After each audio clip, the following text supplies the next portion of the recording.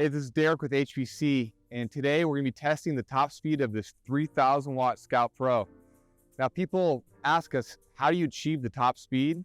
So there's a few things you got to make sure you do. So number one is on the sidewall of the tire, you will see the maximum PSI. On these particular tires, it is 45 PSI. So we definitely pumped both the front and the rear up to that. Number two thing you want to do, fully charge your battery. So make sure the charger turns off and the battery's fully charged. The third thing is gearing. So your bike's, the mid-drive motor drives through the gears. So you want to be in the smallest cog in the back, which would get you your top speed.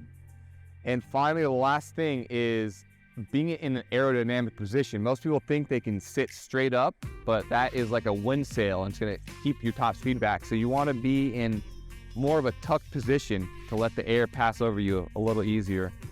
So with that being said, I'm gonna go check this out. I got my GPS right here and the display, and we'll see what we get.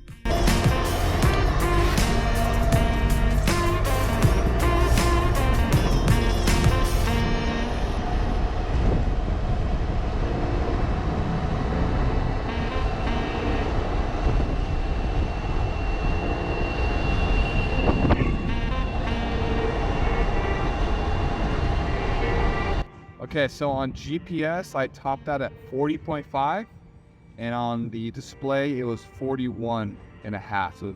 So the display was like 1 mile an hour higher. But keep in mind, I'm 220 pounds. So when we quote top speed, the assumption is the rider is 170 pounds. So for me at 220 to get 40 miles an hour on this bike is pretty impressive.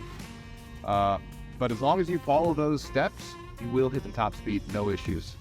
Thanks for watching.